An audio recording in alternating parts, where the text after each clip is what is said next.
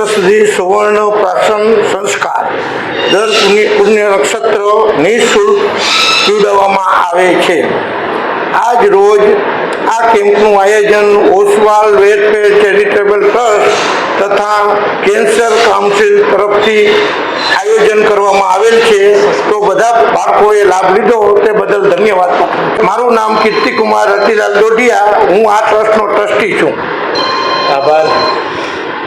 ઓઈ Kishorchandra Baldania, MD આયુ, ગુજરાત આયુર્વેદ યુનિવર્સિટીમાં retired professor અને પ્રિન્સિપાલ।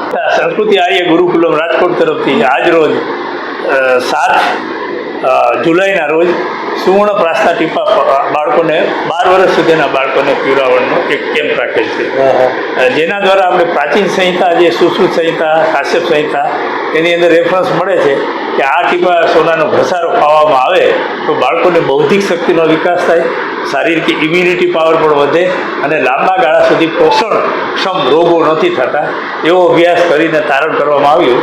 જેથી કરીને આખા ભારતની અંદર 1400થી વધારે કેન્દ્ર સંસ્કૃતિ આર્ય ગુરુકુલને બીજા લોકો સાથે જોડી અને આ સુવર્ણ પ્રાસના ટીપા આપવામાં આવેલા છે।